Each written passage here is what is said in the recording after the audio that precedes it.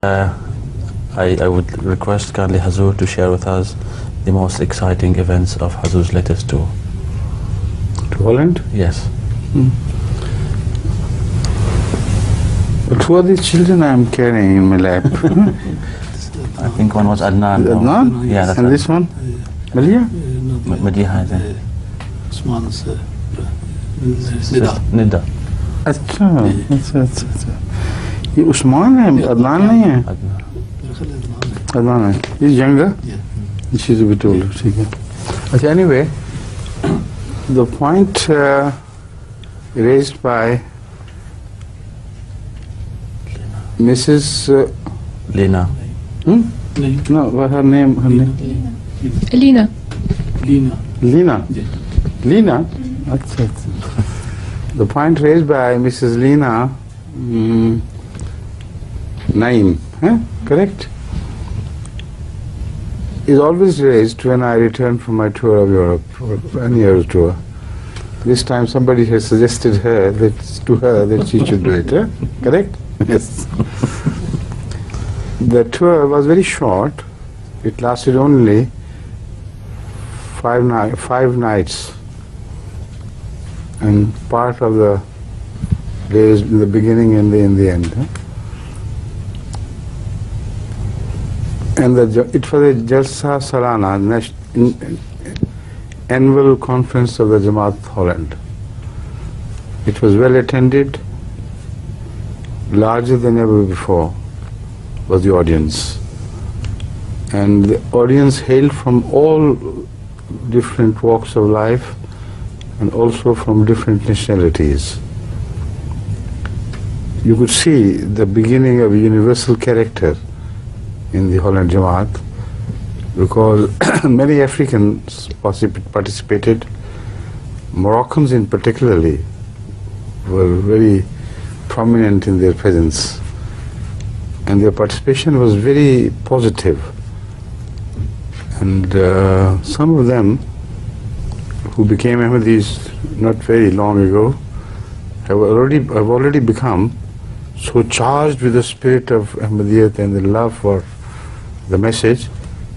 That's amazing, they can be quoted as a paragon of Ahmadi virtue. Young boys mostly. In fact, it began with one boy from Morocco who takes pride in his being a Berber.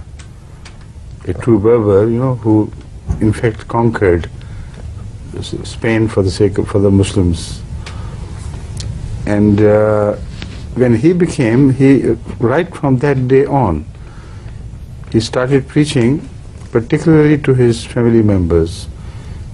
Then his brother converted, then his sister converted, then his mother converted, then the younger brother this time also converted to Ahmadiyyat.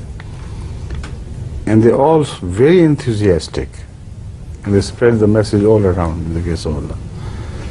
So many other Moroccans, I think, under their influence had come, and their participation was very positive.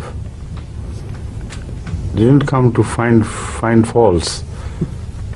They were genuinely interested in truth, and they were responding beautifully to all the answers which I gave in response to some questions.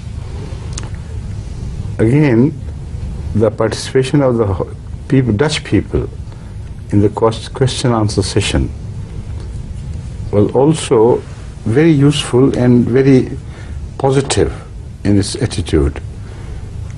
And this, made me very happy to notice this time that Ahmadis seemed to have been working on them before. They just did not bring them new, to increase the number of participants, because each one seemed to have some knowledge of Ahmadiyyat and wanted to inquire some more. And although the whole session was scheduled to last only 2 hours, it lasted more than 3 hours. And for the Hollandish people, the Dutch people, to sit with patience for such a long session of question and answers, while they are used to, enjoy music and this and that, they are not used to serious conferences like this. Yet they all were totally absorbed, and they sat all fascinated and, sort of hooked onto what was going on. One lady, for instance, stood up and said that I am a believer in the unity of God. And the way I have seen Ahmadis to behave here in this world, I have no shadow of doubt that they are people who will go to heaven. So the question is, shall I also go to heaven with my belief in the unity of God and my good deeds if I can perform them? So I want you to pray for me that I'll be with you in the hereafter. This was the general response of a lady. It was so, emotionally expressed that it was difficult to hold one's tears. I said, of course, go ahead and I'll also pray for you. Then there were some young boys of the university whose questions were very fair, whose views were very well balanced, which raised the hope in my heart that Europe is now turning to these Muslim values. They seem to be fed up with, like what happened here with the Tony Blair's party of Labour and their victory, their landslide victory.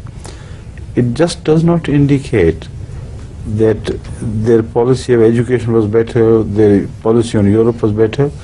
It simply indicates one fact, that a new generation of Britain has come up, and they're fed up with old style, superficial political behavior and so on and so forth. They want a meaningful change in the attitudes. So I think this is applicable. The factors which brought about this revolution in England are applicable to the general trend of the entire European youth.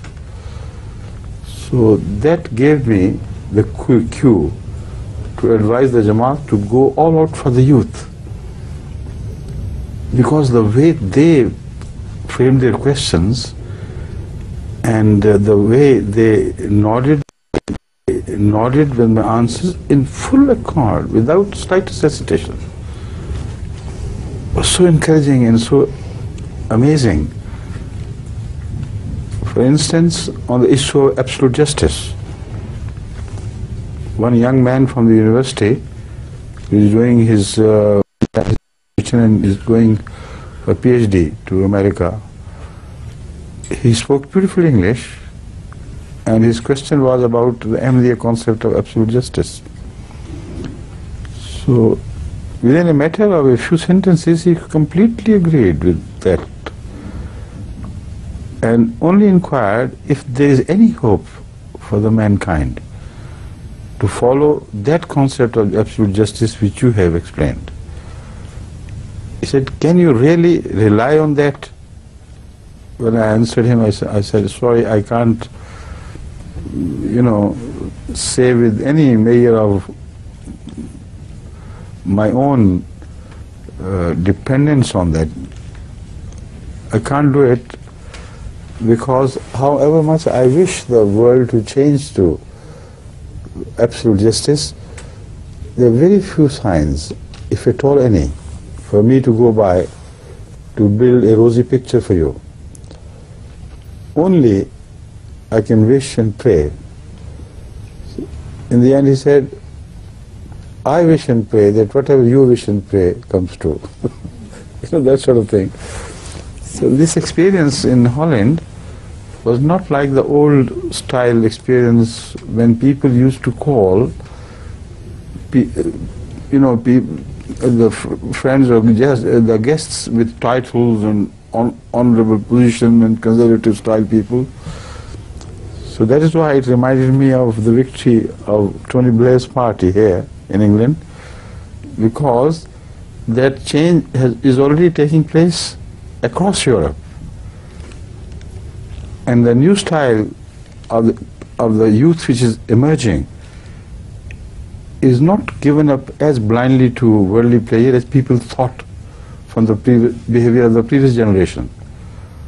There may be pop singers and this and that, but they are seriously now searching for peace of mind and peace of heart. So this is the general impression I have carried back from Holland. Otherwise, a word of praise must be said for the Ahmadi youth, the old and the young, men and women all alike.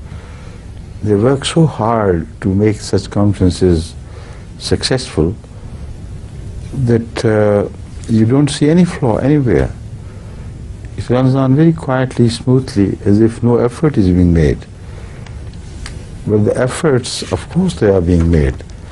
The more efforts are made and more organized efforts are made, the more silent becomes the system. When you do not hear noises, it does not mean that there is no work going on. On the contrary, when you do not hear noises, it means that the work is going on perfectly. And there is no discord at all, and the people are working day and night. So that was my sense of gratitude for the Ahmadiyya Jamaat in Holland, which I expressed to them as well, and I want to share the rest of the world with me. This sense of gratitude I have brought back from Holland. The Jamaat is doing a wonderful job. They're dedicated. They're putting every effort they have in the path of Islam and the victory of values for the future.